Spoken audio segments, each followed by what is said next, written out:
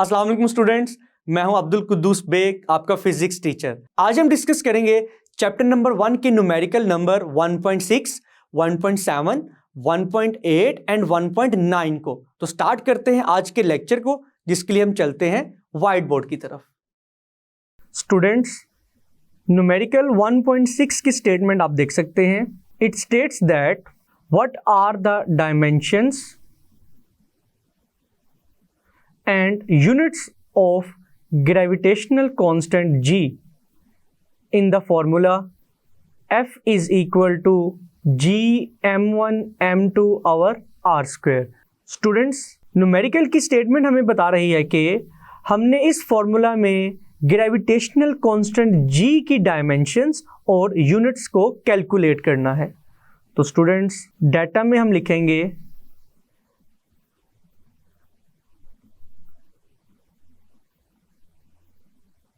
the formula which is given, F is equal to G m1 m2 over r square, and it can be stated as equation number 1। Now students, इस problem में क्या क्या चीज़ें required हैं? तो to find में हम लिखेंगे हमने ग्रेविटेशनल कांस्टेंट g के यूनिट्स और डायमेंशंस को कैलकुलेट करना है। तो हम लिख सकते हैं we have to find the dimensions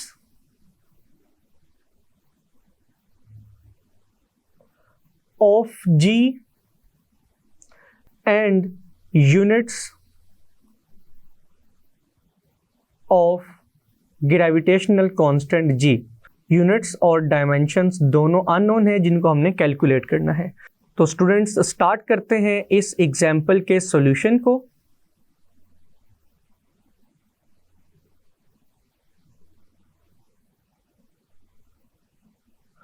तो स्टूडेंट्स, सॉल्यूशन में हम सबसे पहले ग्रेविटेशनल कांस्टेंट g की डायमेंशंस को कैलकुलेट करेंगे।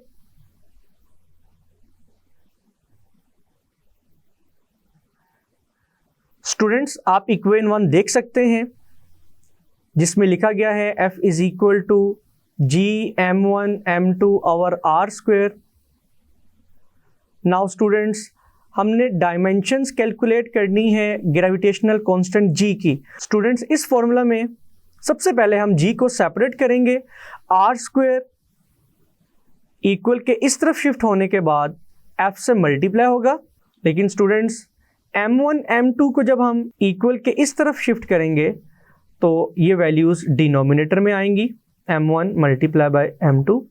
तो स्टूडेंट्स, g का फाइनल फॉर्मूला बन चुका है f r square divided by m1 m2। Now students, g की डायमेंशंस निकालने के लिए हम इक्वेशन 2 में फोर्स, डिस्टेंस r और मैसेज m1 m2 की डायमेंशंस को पुट करेंगे। तो स्टूडेंट्स, फोर्स की डायमेंशंस होती हैं mlt-2, डिस्टेंस की डायमेंशन है l, लेकिन यहाँ पर r का स्क्वायर है तो l का स्क्वायर आएगा। m1 की डायमेंशन भी m होगी, कैपिटल M, और m2 की डायमेंशन भी कैपिटल M होगी। तो स्टूडेंट्स, m एक m से कैंसिल होगा। Now the remaining dimensions are l square से मल्टीप्लाई होगा, it becomes L cube t-2 divided by m। तो स्टूडेंट्स, डिनोमिनेटर में m को जब हम न्यूमरेटर में शिफ्ट करेंगे तो इसका एक्सपोनेंट नेगेटिव हो जाएगा, it becomes m-1 L cube t-2। Students, these are the final dimensions of g which is gravitational constant. Students, gravitational constant g का डायमेंशनल फॉर्मूला डिराइव करने के बाद अब हम ग्रेविटेशनल कांस्टेंट g के यूनिट्स को डिराइव करते हैं। तो अगेन स्टूडेंट्स, यूनिट्स निकालने के लिए हम अगेन इक्वेशन 2 को यूज करेंगे, और इक्वेशन 2 में हम देख सकते हैं कि g is equal to f r square divided by m1 m2। Now students, जिस तरह हमने पहले इसी फॉर्मूला में फिजिकल क्वांटिटीज़ की डायमेंशंस को पुट किया है, अब की बार हम फिजिकल क्वांटिटीज़ के यूनिट्स को पुट करेंगे। तो स्टूडेंट्स, फोर्स का यूनिट होता है न्यूटन, डिस्टेंस का यूनिट है मीटर, बट आर के स्क्वायर की वजह से यहाँ पर मीटर का स्क्वायर आएगा, डिवाइडेड बाय m1 जो कि मास है, इसका यूनिट भी किलोग्राम्स होगा और m2 का यूनिट भी किलोग्राम होगा। Now students, newton metre square divided by, जब केजी से मल्टीप्लाई होगा इट बिकम्स किलोग्राम स्क्वायर, और किलोग्राम स्क्वायर को जब हम डिनोमिनेटर से न्यूमरेटर में शिफ्ट करेंगे it becomes newton metre square per kilogram square. Students, ये हैं final units gravitational constant G के। स्टूडेंट्स, इक्वेशन 2 के अलावा हम डायमेंशनल फार्मूला की मदद से भी जी के यूनिट्स को कैलकुलेट कर सकते हैं। स्टूडेंट्स, न्यूमेरिकल नंबर 1.6 को कंप्लीट करने के बाद अब हम नेक्स्ट न्यूमेरिकल 1.7 को स्टार्ट करते हैं।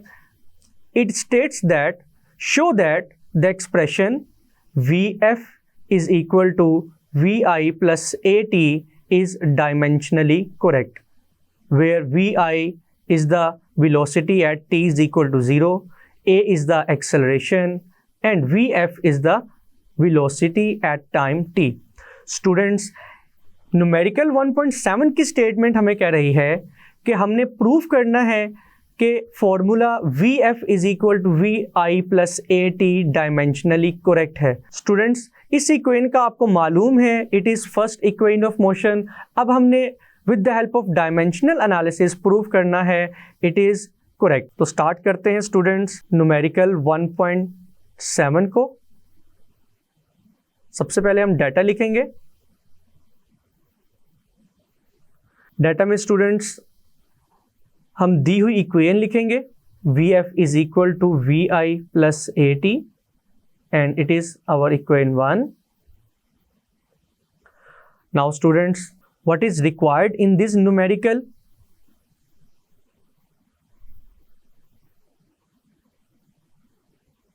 We have to find the correctness of the given formula.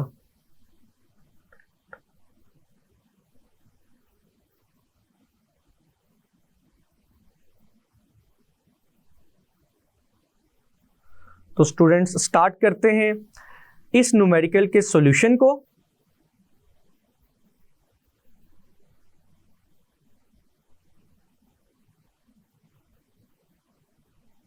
Students, अगर हम इक्वेशन 1 को अगेन लिखें, Vf is equal to Vi plus At।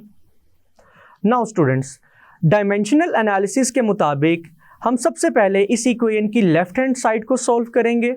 Left hand side of this equation और formula is Vf which is final velocity और speed, और speed की dimensions क्या होती हैं students? Lt-1।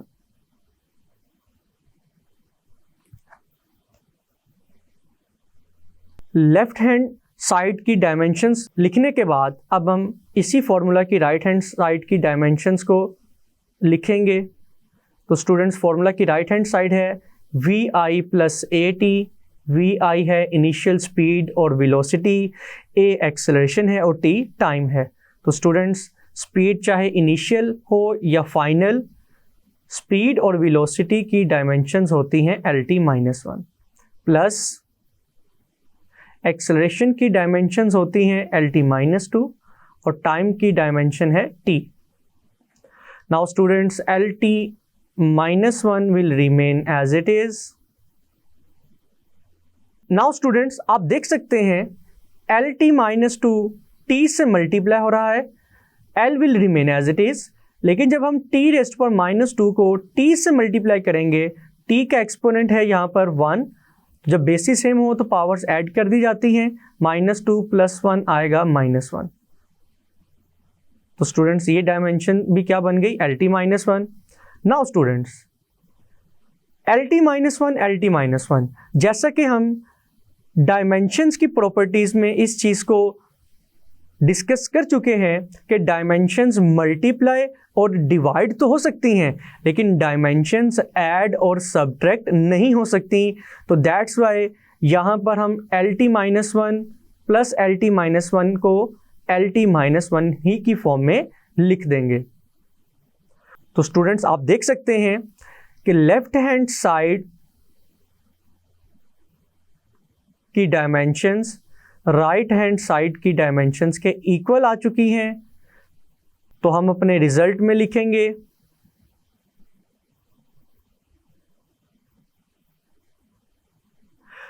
The given formula is dimensionally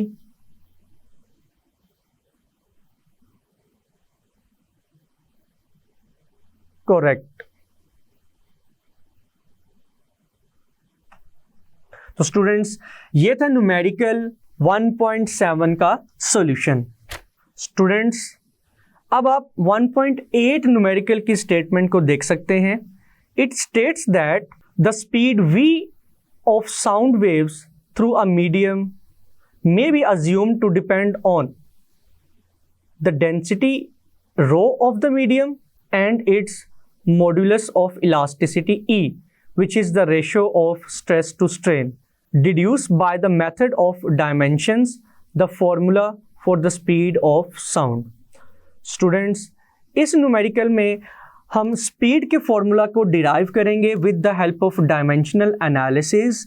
लेकिन speed of sound किन किन फैक्टर्स पे डिपेंड करती है, it is also mentioned in the statement that speed of sound depends on the density of the medium and on modulus of elasticity। Students, this is the second application of dimensional analysis।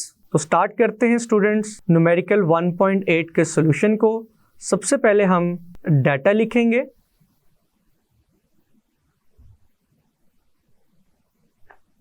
It is mentioned in the statement that speed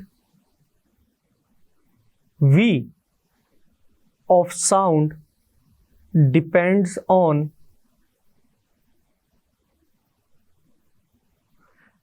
factor 1 density of the medium, and it is represented by the symbol rho, and the second factor is speed v depends on the modulus of elasticity, which is represented by capital E।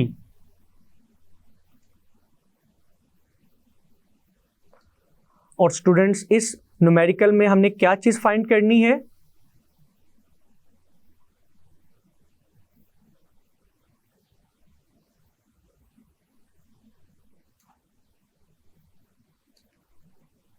इस numerical में हम speed of sound के formula को derive करेंगे। Formula for the speed of sound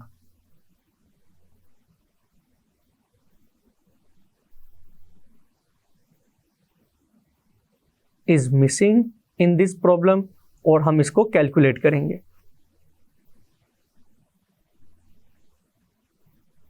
now students अब हम solution को start करते हैं।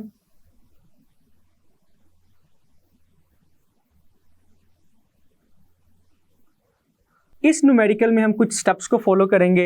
सबसे पहले हम स्टूडेंट्स स्पीड को रिप्रेजेंट करेंगे उन फैक्टर्स के लिहाज से जिन फैक्टर्स पे स्पीड ऑफ साउंड डिपेंड करती है। फॉर एग्जांपल, जैसा कि स्टेटमेंट में मेंशन्ड है, स्पीड ऑफ साउंड डेंसिटी और मॉड्यूलस ऑफ इलास्टिसिटी पे डिपेंड करती है।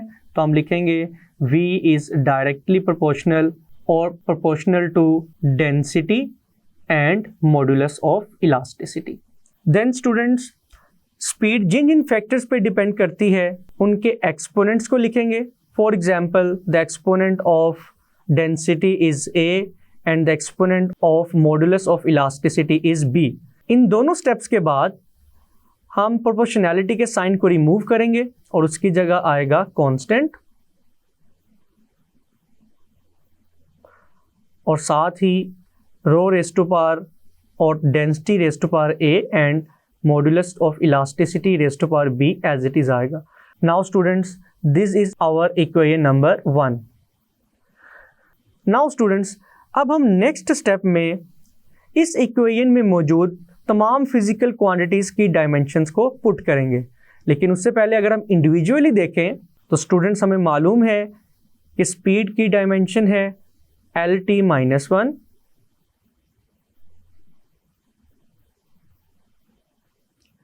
डेंसिटी की डायमेंशन हमने इसी चैप्टर में कैलकुलेट की थी जो कि थी ML-3, और स्टूडेंट्स मॉडुलस ऑफ इलास्टिसिटी को हम फर्स्ट टाइम डिस्कस कर रहे हैं। अगर आपको इसकी डायमेंशंस नहीं आती तो स्टूडेंट्स घबराने की बिल्कुल भी ज़रूरत नहीं है। आपको मॉडुलस ऑफ इलास्टिसिटी का फॉर्मूला याद होना चाहिए और स्टेटमेंट में भी फॉर्मूला मेंशन्ड है, आप देख सकते हैं। Modulus of elasticity E which is the ratio of stress to strain, तो हम लिख सकते हैं E is equal to the ratio of stress to the strain. Now students, stress क्या है? Students, stress is the force per unit area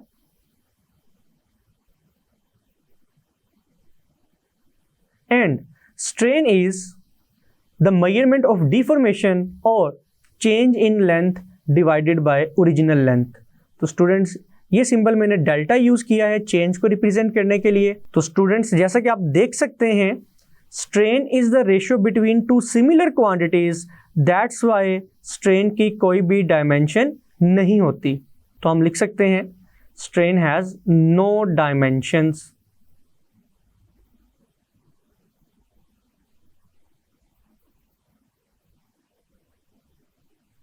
तो students, it means that modulus of elasticity की dimensions depend करती हैं stress के ऊपर, और stress का फॉर्मूला क्या है? Force per unit area.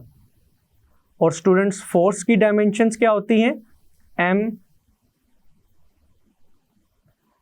ML-T-2 divided by area की डायमेंशंस क्या होती हैं?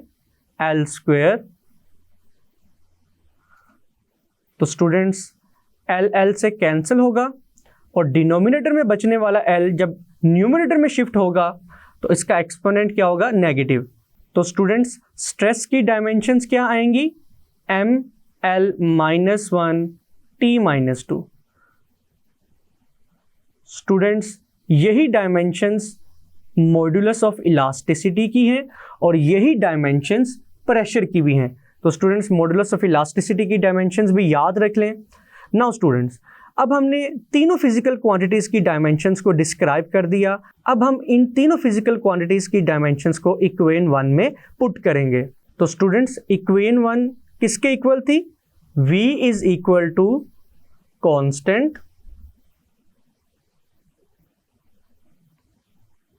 Into density raise to power A and modulus of elasticity raised to power B. Now students, by putting the dimensions of speed, density and modulus of elasticity in equation 1, तो हम लिख सकते हैं LT-1 जो कि स्पीड की dimension है, constant will remain as it is,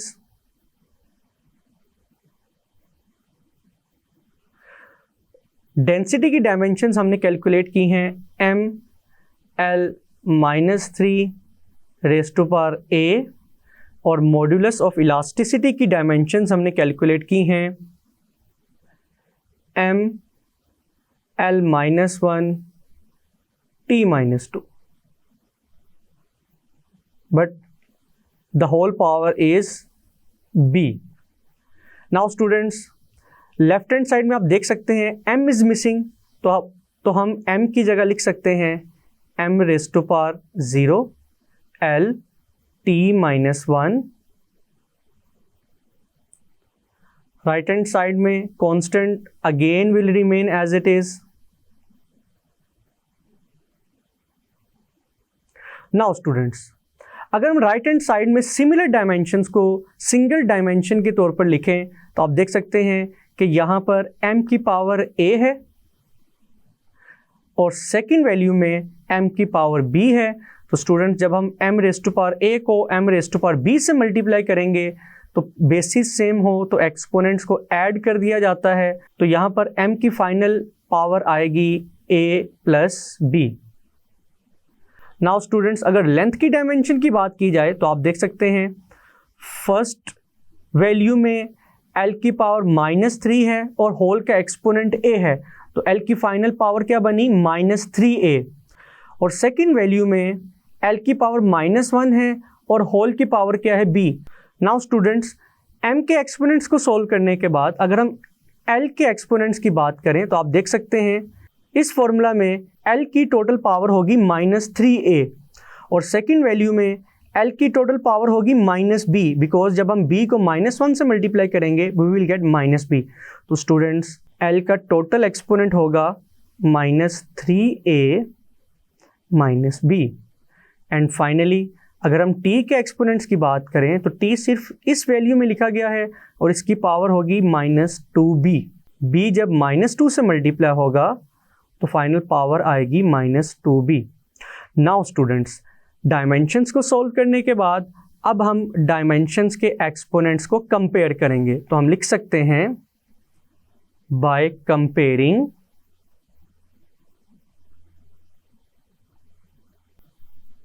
the exponents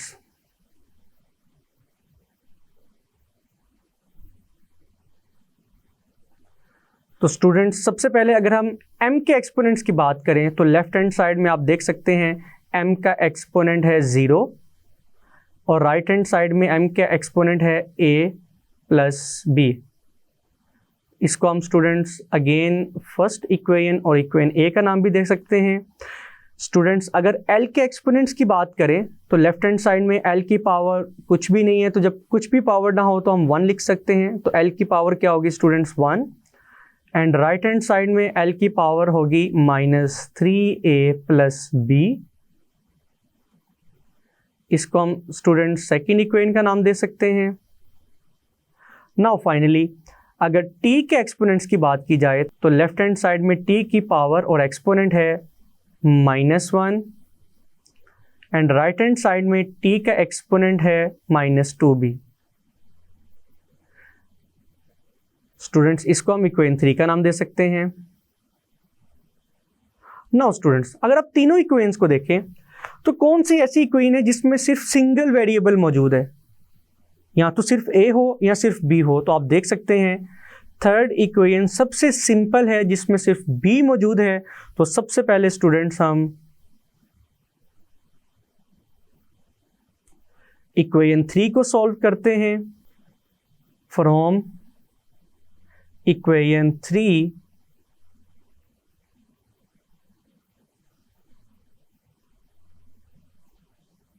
तो स्टूडेंट्स इक्वेशन 3 हमें बता रही है -1 is equal to -2b।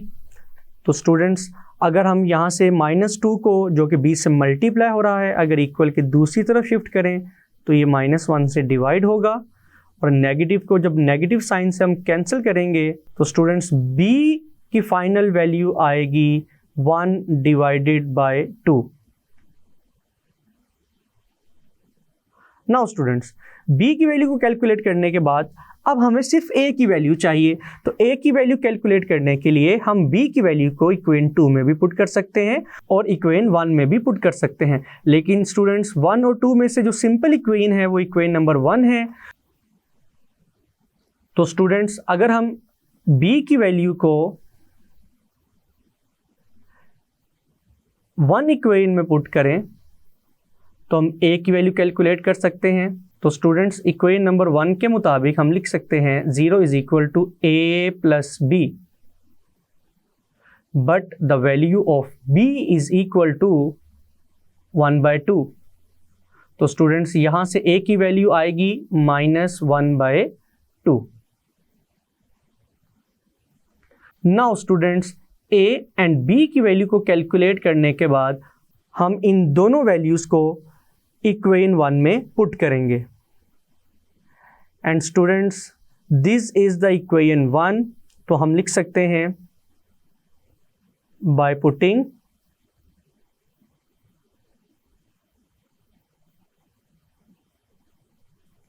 the values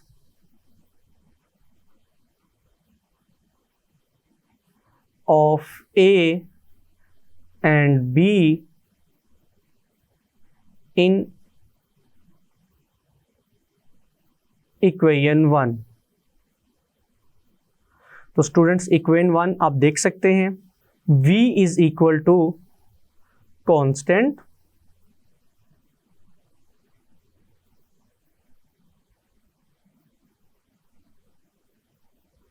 multiply by density. तो स्टूडेंट्स डेंसिटी की पावर है A और A की वैल्यू है -1/2 मल्टीप्लाई बाय E और स्टूडेंट्स E की पावर है B और B की वैल्यू है students 1/2। Now students V is equal to constant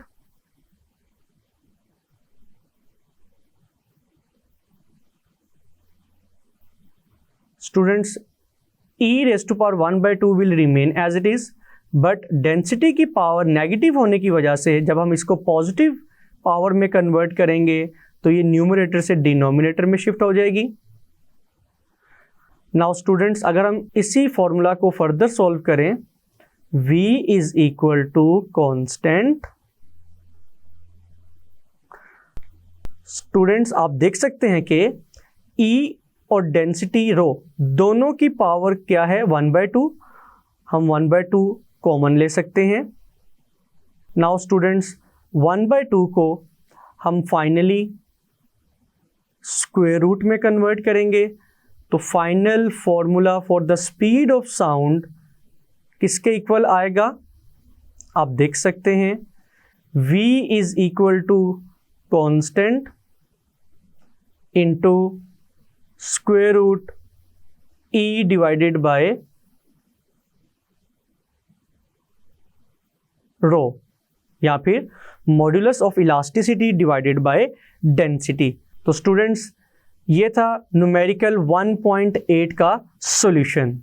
now students numerical 1.8 को सॉल्व करने के बाद अब हम स्टार्ट करते हैं न्यूमेरिकल और प्रॉब्लम 1.9 को, जिसकी स्टेटमेंट आप देख सकते हैं। Numerical 1.9 states that show that the famous Einstein equation E is equal to mc square is dimensionally consistent। तो स्टूडेंट्स अगेन ये न्यूमेरिकल भी डायमेंशनल एनालिसिस की फर्स्ट एप्लीकेशन है जिसमें हमें एक फॉर्मूला गिवन है, लेकिन अब हमने डायमेंशनल एनालिसिस से ये प्रूव करना है कि गिवन फॉर्मूला इज करेक्ट। तो स्टूडेंट्स स्टार्ट करते हैं इस न्यूमेरिकल के सॉल्यूशन को। सबसे पहले हम डाटा लिखेंगे। तो स्टूडेंट्स डाटा में आप देख सकते हैं कि हमें सिर्फ एक इक्वेशन गिवन है which is famous Einstein's equation E is equal to mc square. इसको हम इक्वेशन 1 का नाम दे सकते हैं। और अगर स्टूडेंट्स टू फाइंड की बात की जाए, what is required in this numerical,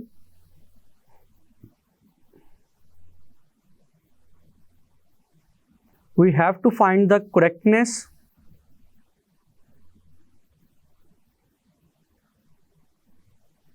of the formula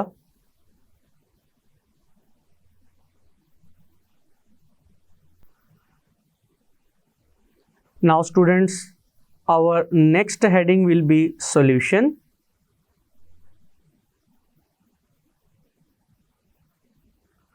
तो स्टूडेंट्स सॉल्यूशन में हम इक्वेशन 1 को अगेन लिखेंगे।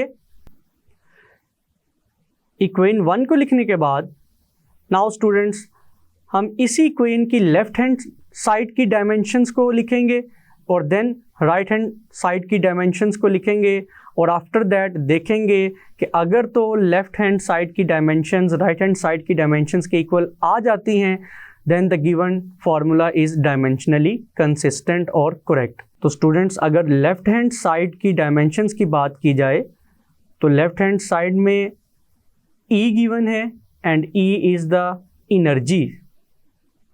तो स्टूडेंट्स एनर्जी की डायमेंशंस क्या होंगी, तो स्टूडेंट्स सबसे पहले हम एनर्जी की डायमेंशंस को कैलकुलेट कर लेते हैं। बिकॉज हम एनर्जी को फर्स्ट टाइम यूज़ कर रहे हैं इस चैप्टर में, तो स्टूडेंट्स एनर्जी किसी भी टाइप की हो, पोटेंशियल एनर्जी हो, काइनेटिक एनर्जी हो, और इवन वर्क डन हो, because work done is also energy. तो स्टूडेंट्स यहाँ पर एनर्जी की डायमेंशन निकालने के लिए हम पोटेंशियल एनर्जी का फॉर्मूला यूज़ कर लेते हैं, which is equal to mgh। और स्टूडेंट्स m मैस है और मैस की डायमेंशन क्या होगी, capital M। g gravitational acceleration है, उसकी डायमेंशंस होंगी LT-2 और हाइट की डायमेंशन होगी L। तो स्टूडेंट्स एनर्जी की फाइनल डायमेंशंस होंगी ml² T-2। स्टूडेंट्स आप यही डायमेंशंस वर्क के फॉर्मूला से भी कैलकुलेट कर सकते हैं, काइनेटिक एनर्जी के फॉर्मूला से भी कैलकुलेट कर सकते हैं। तो स्टूडेंट्स आपने देखा कि एनर्जी की डायमेंशंस क्या होती हैं, ml² T-2।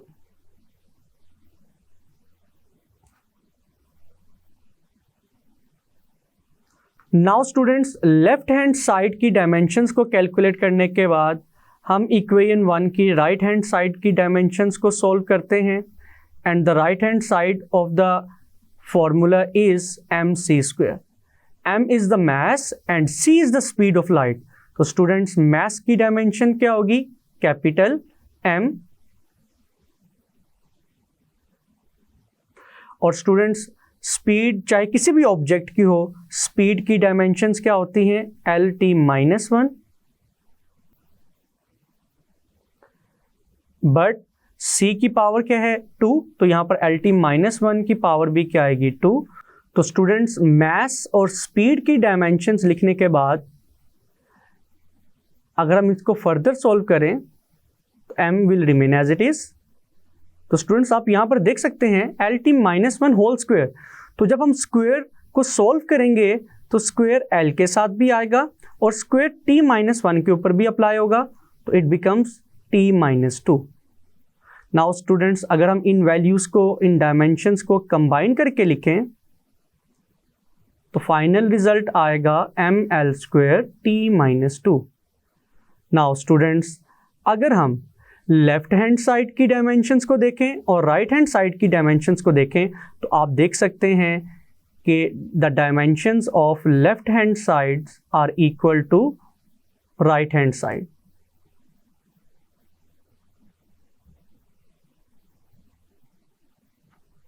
तो स्टूडेंट्स अपने फाइनल रिजल्ट में हम लिखेंगे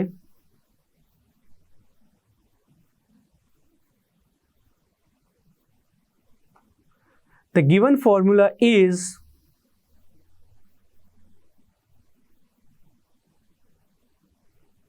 डायमेंशनली